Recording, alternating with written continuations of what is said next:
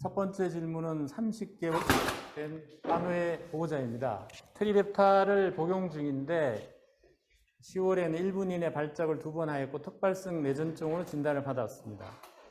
근데 이 아이에게 언어가 문제가 있는지 궁금해하고 또 말이 많은데 엄마만 알아듣는, 그러니까 말이 많지만 말의 언어 발달이 좀 느린 것 같습니다.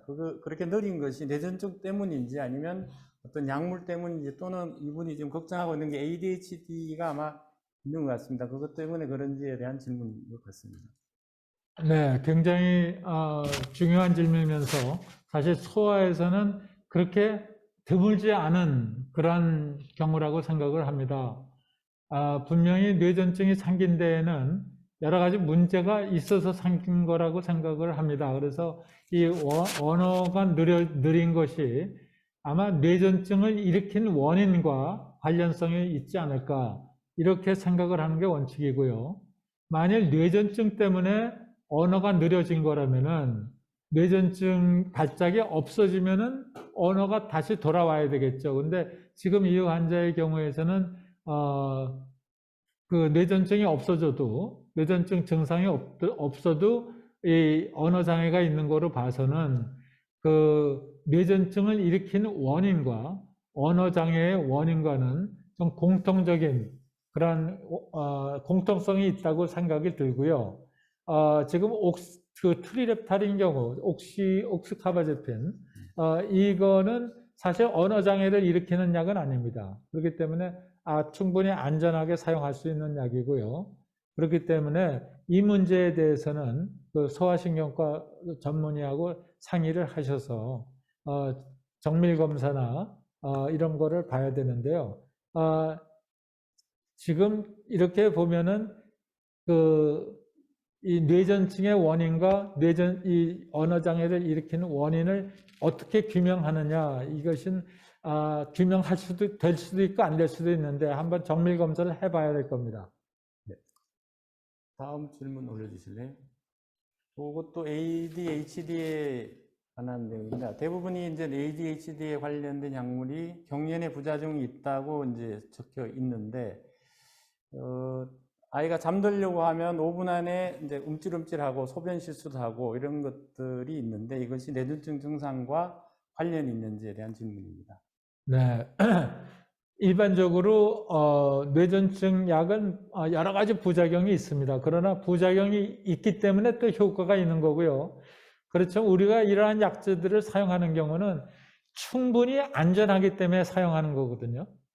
그러니까 우리가 지금 병원에서 사용하는 뇌전증 약들은 사실 그렇게 치명적인 부작용이 없기 때문에 안심하고 사용하셔도 됩니다. 근데 지금 아이가 잠들려고 누우면 움찔하는 거는 일반적인 현상입니다. 그건 병이라고 얘기할 수는 없고요. 잠들려고 할 때 움찔움찔하는 거는 그건 생리학적인 현상으로 보는 게 낫고요. 소변 실수 잡는 것도 9세 때 흔히 있을 수 있는 겁니다. 그래서 이것이 일시적인 증상의 가능성이 많고요. 뇌전증보다는 뇌전증이 아닌 그냥 일반적인 현상, 정상적인 소견일 수도 있습니다. 만일 이런 것들이 자꾸 지속이 된다 그러면은 그 주치의하고 상의를 해서 이 수면 다원 검사를 한번 해보는 것도 그렇게 좋을 것 같습니다. 그래서 일단은 좀 관찰해 보시고 좋아지면은 뭐 별 문제가 없고 만일 지속이 된다면은 그렇게 한번 상의를 해 보십시오. 네, 다음. 약물로 경련 조절은 잘 되었다라고 이제 보통 얘기를 듣는데 저희가 그래서 약물 조절이 잘 되었다 이런 것들이 어떤 건지 이제 궁금해하는 것 같고요. 그리고 스트레스나 어떤 원인에 의해서 경련한 경우가 있다면 이런 경우는 경련에서 카운팅이 안 돼서 경련 조절이 잘 되어서 배제시키고 얘기하는 건지 아니면은 이것도 포함해서 경련 조절을 카운팅하는 건지 아마 이런 질문 같습니다. 네, 사실은 좀 애매한 그 질문이고 조금 불분명하지만 우리 전문가들이 볼 때 경련 조절이 잘 되었다는 얘기는 장기간 동안 발작이 한 번도 없는 경우를 얘기하는 거죠. 스트레스가 있더라도 발작이 없어야 되는 게 원칙이죠. 스트레스라는 것이 뭐 상당히 규명하기가 어렵지만 그러나 이런 거는 있습니다. 우리가 한 500명의 파일로트 지망생을 72시간 동안 잠을 못 자가 했더니 그중에 3명이 경련을 일으켰거든요. 그러니까 이렇게 심한 육체적, 정신적 스트레스가 있다 그러면은 경련을 하는 체질에 따라서 하는 사람도 있지만 그런 거를 배제하고 일반적인 스트레스를 얘기할 때는 그런 일반적인 스트레스가 있다 하더라도 경련을 하지 말아야 되겠죠. 그래서 완전 조절은 우리가 얘기할 때 완전 조절은 그런 경우 둘 다 포함하는 거라고 얘기할 수 있습니다. 네, 감사합니다.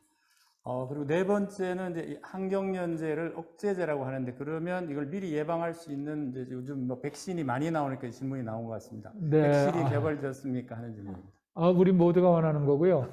현재 우리가 30여 개의 약제가 있다 하더라도 이 뇌전증을 근본적으로 치료하는 약제는 아직 개발되고 있지 않습니다. 그래서 현재의 항경련제는 억제제라고 얘기할 수 있고요. 근데 이제 뇌전증의 그 특징이 언제 어떻게 일어날지를 모르기 때문에 그 예측할 수 없는 거기 때문에 우리가 매일 약을 먹어서 일어나는 것을 예방하는 그런 경우라고 이해하시면 되겠습니다.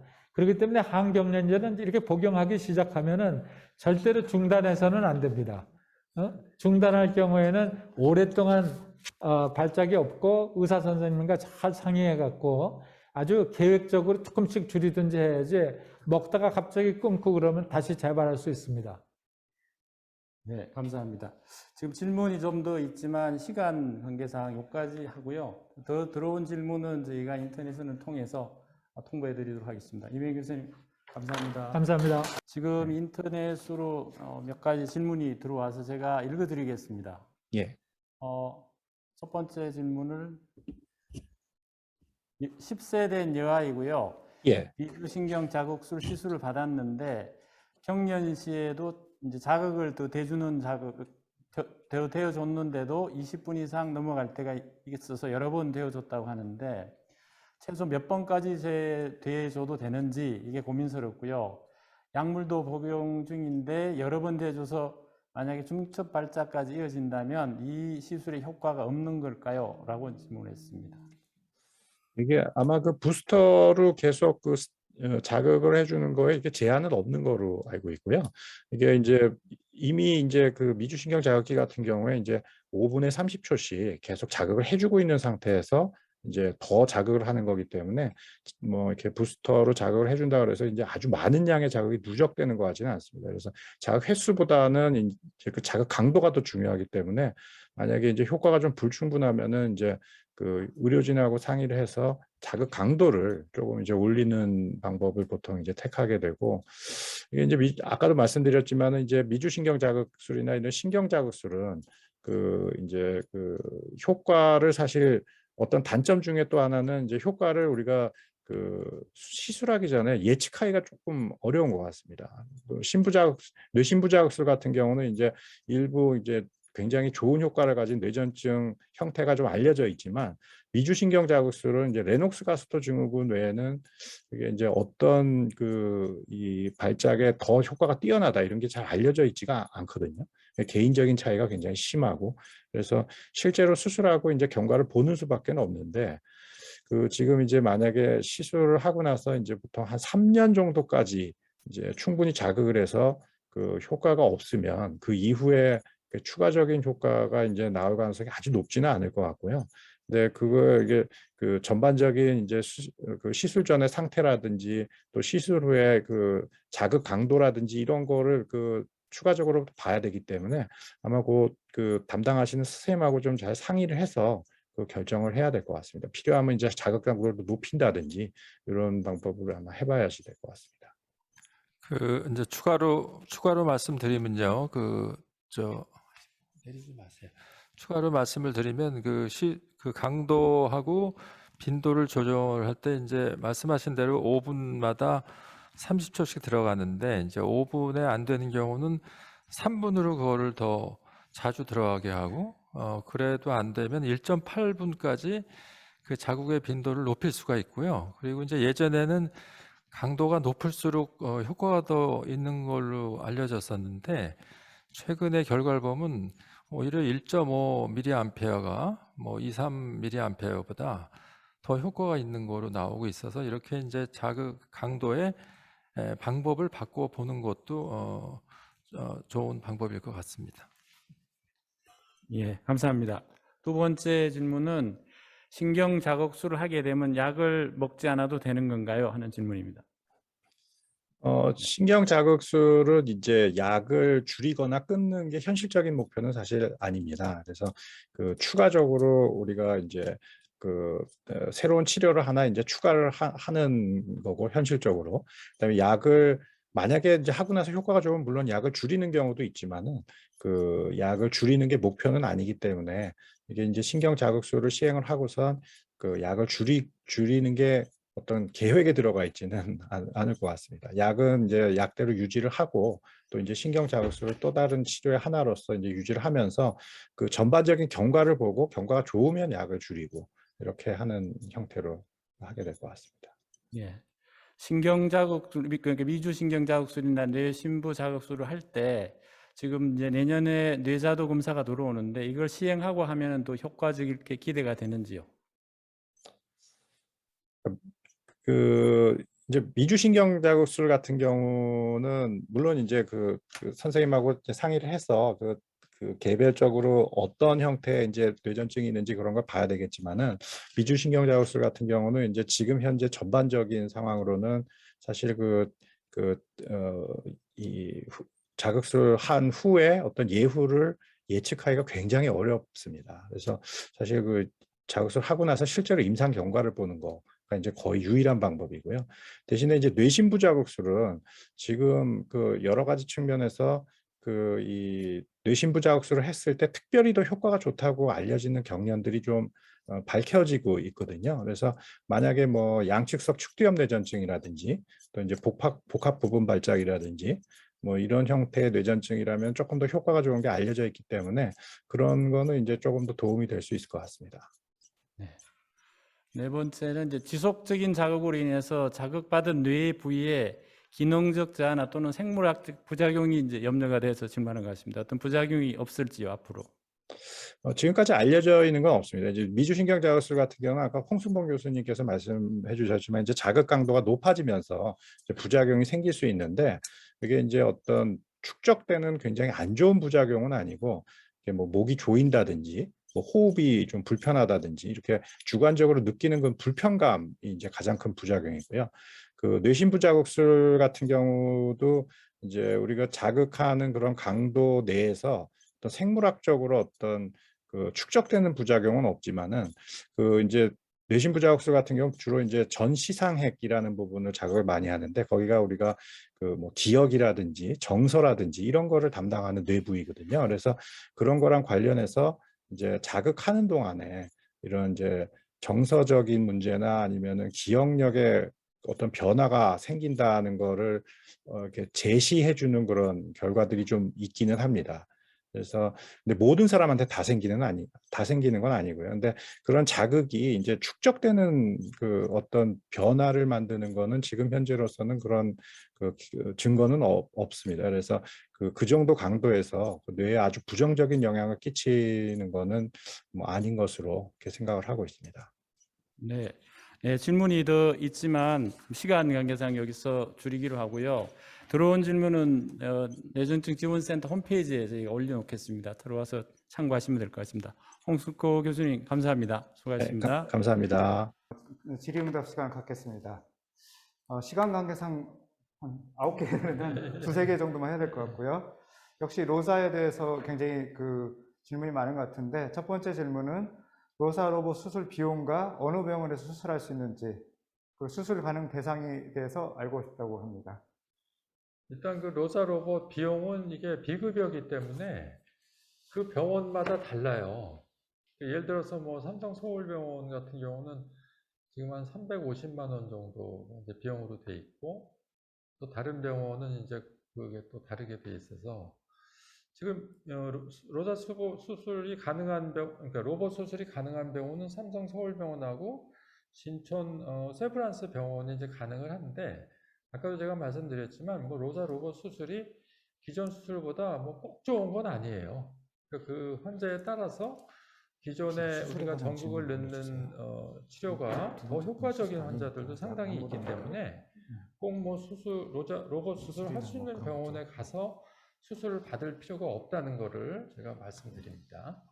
다음에 두 번째는 그러니까 결절성 경화증인데 우측 전두부에서 발작파가 나오고 있어서 MRI에서도 이제 그쪽에 병변이 보이고 있는데 신경 자극술이 좋을까요? 라고 이런 그 질문이 이제 있습니다. 결절성 경화증이라는 거는 뇌에 이제 그 결절이 많이 생기는 병으로 항상 여러 개가 있어요.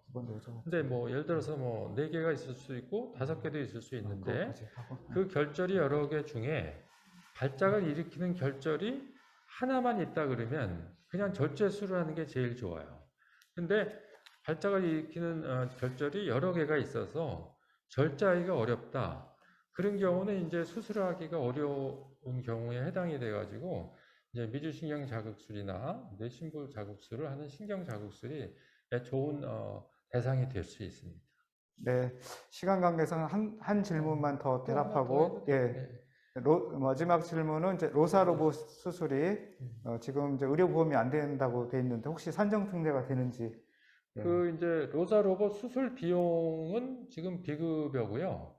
그다음에 로사 로봇에 쓰는 그 신부 전극이 그동안 보험이 안 돼 있었는데 이제 그게 12월 초부터 보험이 돼요. 그래서 그동안은 그 신부 전극의 비용이 비싸서 수술을 못 했는데 이제 그 비용이 많이 10분의 1로 줄기 때문에 그러니까 12월 중순부터 그리고 산정 특례 적용이 됩니다. 그래서 환자들이 그 전극값에 이제 10분의 1만 내면 되고, 그 다음에 로자 로봇 수술의 비용은 아직 보험이 안 되는데, 일단 수술이 좀 두세 달 진행이 되면, 그때 보건복지부하고 건강보험심사평가원에 저희가 보험 요청을 할 예정입니다. 그래서 빨리 되도록 최선을 다하겠습니다. 더 좀 받읍시다. 괜찮아요. 그러면 아까 3번으로 또 넘어가겠어요. 해보세요.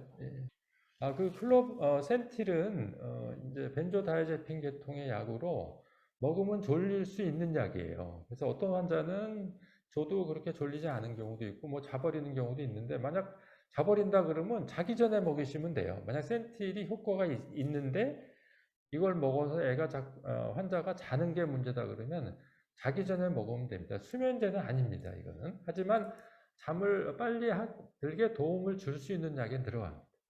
그다음. 예, 다음. 3번이요. 네.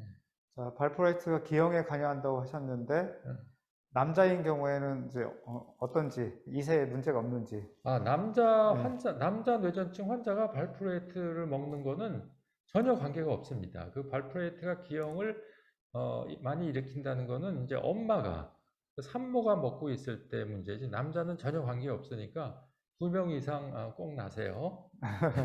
자, 네 번째 질문은 26세이고 발작이 3년 정도 돼 있는데 아직 난치성이라고 이제 진단을 받았고요. 음식을 먹을 때 침을 흘리고 눈동자를 우르 치켜뜨고 미동의 자세를 10초 내로 있습니다. 미주신경 수술을 받았을 때 효과가 있을까요? 예, 지금 이거는 이렇게 보면은 그때 환자의 의식도 아마 없어질 거예요. 그 순간에. 그래서 이제 복합 부분 발작을 하는 건데 복합 부분 발작은 이제 국소뇌전증이에요. 국소뇌전증이라는 것은 뇌의 국소적인 부위에서 시작되는 거예요. 이런 경우는 뇌전증 수술이 가능한지 먼저 검사를 해보시고 뇌전증 수술이 가능하면 뇌전증 수술 받는 게 먼저입니다. 그리고 그 검사를 했는데 뇌전증 수술을 할 수가 없게 나왔다. 예를 들어서 뭐 뇌파가 어딘지를 모르게 나왔다거나 뭐 양쪽에서 발생한다고 나왔을 때는 그때는 미주신경 자극술을 받을 수 있습니다. 예, 다음 질문은요. 트릴레타카 데파코토를 복용하는 12세 남자아이고요. 약을 증량 중인데도 수면 중 발작이 있고 복합 부분 발작이 자주 나타난다 합니다. 이제 발작이 나타나면 바로 외래 진료를 봐야 되는지요? 이제 이런 문제네요. 네, 이제 그 복합 부분 발작인 경우는 이렇게 응급 상황이 아니기 때문에 그 외래주를 바로 하지 않으셔도 되는데, 근데 제가 지금 느끼기에는 굉장히 발작을 자주 하고 있어요. 그래서 이거는 적극적으로 약물 치료를 더 해보고, 예를 들어서 트리랩탈이나 데파콧을 더 증량해보고, 안 되면 또 다른 약을 빨리빨리 바꿔봐서, 만약 안 된다 그러면은 이거는 뇌전증 수술 전 검사를 하셔야 돼요. 비디오 뇌파 검사를 꼭 해보셔가지고, 왜냐하면 약으로 안 되는데 자꾸 약만 주면은 발작은 계속되죠. 또 그 먹는 환자는 약물 부작용을 느끼게 되기 때문에 여러 가지로 좋지 않습니다. 그래서 뇌전증 수술이 가능하다면 수술로 갈 수 있는 거를 꼭 고려하셔야 될 것 같습니다. 그 SK 바이오팜에서 엑스커플이라는 예. 세노바베이트 예, 어떤 약인지 예. 아까도 제가 이제 말씀드렸듯이 이제 가장 효과가 좋은 약인데 지금 한국하고 일본, 중국이 임상 시험을 하고 있어요. 아시아 환자 대상으로. 그래서 그게 이제 끝날려면 앞으로 한 2년 정도 더 걸릴 것 같아요. 2, 3년. 그러니까 그 후에 약물로 나올 수 있으니까 지금부터 3년 정도 기다리셔야 되는데, 근데 이 약을 꼭 쓰고 싶다 그러면 현재 그 이 약에 대한 임상 실험을 하고 있어요. 여러 병원에서 하고 있어서 그 임상 시험을 하고 있는 병원을 뇌전증 센터에 전화로 알아보시면 저희가 알려드리거든요. 그 병원에 가시면 지금 임상 시험에 참여하실 수는 있습니다. 자, 여러 약물을 병용해서 사용한다는 것은 이제 원인과 기전을 잘 모르기 때문이라고 생각하는데, 현재까지 알려진 그러니까 후천성 뇌전증의 원인 및 기전에 대해서 여쭤보고 싶습니다. 그 뇌전증의 원인은 이제 뇌 변화를 줄 수 있는 게 다 원인이 될 수가 있어서 뭐 교통사고로 인한 뇌손상, 뭐 뇌종양, 뇌경색, 뇌염, 뭐 해마경화증, 또 기생충 감염. 그렇지만 뇌전증 중에 50%는 이런 원인이 안 밝혀져요. 그런 원인이 안 밝혀지는 발작은 우리가 뭐 유전자 이상이라고 생각하는 경우도 많고 여러 가지가 있기 때문에 그런 거고요. 그리고 이제 여러 가지 약을 병용한다는 얘기는 그냥 그 약에 대한 그 환자의 반응들이 다 다르기 때문에 여러 가지 약을 씀으로 해서 그 환자의 발작을 더 줄이기 위한 거고, 실제 두 가지 약 쓸 때보다 세 가지 약을 잘 조합해서 쓰면 그 10% 내지 20% 환자가 더 발작이 줄고 있기 때문에 이제 쓰는 겁니다. 그리고 약물에 따라서 다 작용 기전이 조금씩 다르고 같은 것도 있고 그렇습니다. 예, 나와 있는 질문은 이제 다 소화를 한 것 같고요. 네, 홍승문 교수님 아주 감사를 드립니다. 네, 질의응답 시간을 갖겠습니다. 첫 번째 질문은 내년에 뇌저도 검사가 도입되면 정확하게 위치를 알 수 있게 되고 약물로 정확하게 확실한 치료가 가능해진다는 거죠. 그리고 검사 비용까지 질문하였습니다. 뇌자도가 도입이 되면 보다 이제 환자분들의 뇌에 대해서 이해도가 더 높인다고 생각하시면 될 것 같습니다. 지금은 대략 어디서 뇌전증 발작이 생기는 것 같다. 지금도 이제 많은 정보를 갖고 있지만 이 뇌자도가 도입되면서 좀 더 정밀하게 그 중에서도 여기가 안 좋은 부위다라고, 아니면 여기만 안 좋은 부위인 줄 알았는데 여기도 안 좋은 부위더라, 뭐 이런 것들에 대한 정보를 우리가 알 수 있을 것 같고요. 현재는 그 뇌저도 비용이 의료보험에서 이제 선별급여라고 해서 50%만 이제 건강보험공단에서 지급되는 걸로 되어 있습니다. 그래서 대략 이제 검사 비용이 한 3, 40만 원 정도, 아직 정확하진 않지만 그 정도 나오지 않을까 싶은데요. 아마 추후에 이제 보건복지부에서도 이 부분에 많은 관심을 이제 갖게 됐으니까 좀 더 추후에는 저렴한 비용으로 여러 환우분들이 혜택을 받을 수 있게 되지 않을까 생각하고 있습니다. 예, 이어서 그 3번 질문이 유사하기 때문에 먼저 하겠습니다. 뇌자도 검사가 도입되면 모든 대학병원에서 검사가 가능한지 하고요. 검사 결과는 어느 정도 시간이 걸릴까요? 예, 지금 사실상 이 기기가 굉장히 고가의 장비입니다. 그래서 사실상은 전국의 이제 모든 병원이나 아니면 의원이나 이런 데 다 들어가면 좋겠지만 현실적으로는 그거는 좀 어려울 것 같고요. 하지만 우리가 이제 뇌전증 지원센터가 있습니다. 그래서 뇌전증 지원센터를 통해서 전국의 모든 환자분들이 주치의 교수님, 주치의 선생님을 통해서 뇌자도를 예약을 하고 검사를 진행 받으실 수 있고요. 그 검사 결과는 뇌전증을 치료해 주시는 주치의분, 그분이 뭐 광주에 계시던 대구에 계시던 부산에 계시던 주치의 교수님께서 그 결과를 받아보시고 거기에 대해서 평가하고 환자분의 치료에 도움이 될 수 있도록 하실 거고요. 검사 시간은 대략 검사 자체에 걸리는 시간은 한 1시간 안쪽으로 잡으시면 될 것 같은데요. 아까 말씀드렸듯이 이제 뇌파 또 같이 측정하기 때문에 전극도 붙이고 뭐 여러 가지 준비하는 시간이 한 30분 정도 걸려서 대략 한 1시간에서 1시간 반 정도 걸리신다고 보시면 될 것 같습니다. 추가로 잠깐 말씀을 드리면 그 전국의 어느 대학병원이나 뭐 병원에 계신 뇌전증 환자도 그 뇌전증 지원센터에 전화를 하시면 바로 예약을 해드립니다. 그러니까 그 모든 대학병원에서 자유롭게 검사를 받으실 수 있고요. 그리고 검사 결과는 아직 확실하진 않지만 한 2주 안에는 결과가 나와서 그 결과는 이제 여러분을 보고 계시는 이제 주治선생님한테 바로 결과가 전달되는 그런 과정으로 할 예정으로 있습니다. 네, 다음 질문은 뇌자도는 경기를 하지 않아도 알 수 있는 건가요? 비디오 뇌파 검사는 이제 경기를 해서 경기할 때 이제 발작파를 확인하는데 뇌자도 같은 경우는 어떤지 이제 올라온 질문입니다. 뇌자도 측정 중에 우연히 이제 경기를 해서 경기가 시작되는 부분을 찾게 되는 경우가 드물게 있긴 있습니다. 근데 사실상 그 1시간, 예를 들어 30분, 1시간 측정해서 그거를 이제 잡기는 어려운 경우가 많고요. 우리가 이제 경기를 하지 않더라도 경기가 딱 발작이 있지 않은 상태라고 하더라도 뇌파 검사에서도 마찬가지고 뇌자도 검사에서도 마찬가지고 경기를 하고 하지 않는 상태에서 보이는 이상 경기파가 있습니다. 그래서 그 경기파가 안 좋은 뇌에서 나오는 경기파를 이제 뇌자도 검사가 이제 이렇게 캐치를 해서 평가를 할 수 있게 되는 거고, 그런 부분은 그런 식으로 해서 이제 뇌자도를 통해서 어디는 안 좋은 뇌, 경기를 잘 만드는 뇌, 어디는 좋은 뇌, 이것들을 이제 평가할 수 있다고 생각하시면 될 것 같습니다. 그 추가로 말씀을 드리면 그 뇌자도는 그러니까 발작을 안 할 때 하는 검사예요. 그러니까 여러분들이 이제 외래에서 뇌파 검사를 이제 하지 않습니까? 뭐 30분, 1시간 하듯이. 그런 검사인데, 근데 그러면 뇌자도가 왜 중요한 정보를 주느냐? 그거는 뭐냐면, 뇌파 검사는 그 공간 해상도가 좀 낮아요. 그래서 예를 들어서 뭐 측두엽이나 전두엽에 나온다는 건 알지만, 측두엽의 어느 부위에 나온다는 것까지 딱 집어내기가 어렵습니다.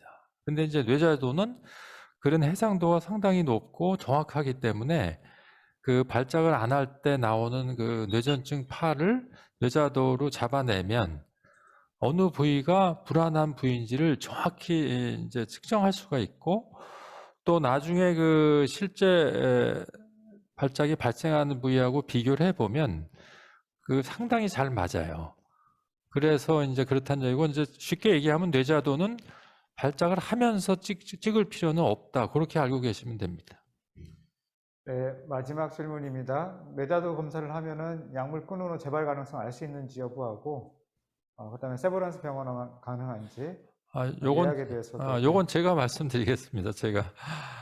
이거는 뇌자도는 약물 끊은 후에 재발 가능성을 알 수 있는 건 아니에요. 그건 왜냐하면 뇌파하고 그냥 똑같은 걸로 해서 그냥 뇌파를 우리가 얘기를 하면 그 약물을 끊기 전에 뇌파에서 뇌전증파가 계속 나오고 있으면 약물을 감량하거나 중단했을 때 재발률은 더 높아집니다. 그러니까 예를 들어서 발작이 아까 이제 처음에 발작이 5년이 발작이 없으면 약을 줄인다 그러셨는데 사실 5년은 아니고요. 2년에서 5년 사이예요. 그래서 빨리 줄일 수 있으면 2년 후에도 약을 줄일 수가 있는데 그 약물을 줄일 당시에 뇌파 검사를 했더니 뇌전증파가 기록이 되더라. 그런 경우는 약물을 감량했을 때 재발률이 더 높다. 그렇게 하시면 되고, 그 다음에 이제 뇌자도가 이제 세브란스 병원에 설치될 예정이지만 운영은 뇌전증 지원센터에서 해요. 그래서 세브란스 병원에 예약해서 뭐 진료받을 필요는 전혀 없고요. 그 뇌전증 지원센터 그 1670-5775로 전화를 하시면 거기서 바로 예약을 해드려요. 예를 들어서 뭐 한 달 후에 뭐 몇 시에 이제 어디로 가라 그러면 거기 이제 세브란스 병원 뇌자도 검사실로 바로 가시면 가자마자 이제 거기서 검사 받고 그냥 돌아가시면 되게, 이게 따로 진료를 받고 그러실 필요는 전혀 없습니다. 그리고 지금 예약을 할 수 있나요? 지금은 안 되는 이유가 뇌자도가 지금 언제 설치될지 아직 100% 확실하지 않기 때문에 일단 설치가 되고 나서 그때 예약을 받을 수 있는데, 너무 걱정 안 하셔도 돼요. 그렇게 뭐 밀려서 막 몇 개월 기다리고 그러진 않을 테니까 그렇게 되지 않도록 저희가 잘 준비하겠습니다. 대략 언제쯤 저기 설치가 될 것 같습니까? 그건 지금 이제 솔직히 말씀드리면 그 이제 시각적 허가가 이제 나야 되는데 그 시각적 허가가 나기 위해서 우리나라는 220V 아닙니까? 그 기기가 지금 유럽에서 개발이 된 기계인데 유럽은 110V 쓰고 있어요. 그래서 220V에도 그 장비가 문제없이 잘 안전하게 사용할 수 있는 테스트를 해봤는데 그 장비 중에 부속 하나가 거기 통과를 못했어요. 그래서 그 부속을 지금 다시 만들고 있거든요. 그래가지고 빠르면 한 달, 늦으면 두세 달이 걸릴 것 같아서 지금 하여튼 저희들 생각은 늦어도 내년 상반기에는 꼭 장비가 들어올 수 있도록 최선을 다하고 있습니다. 네, 감사합니다.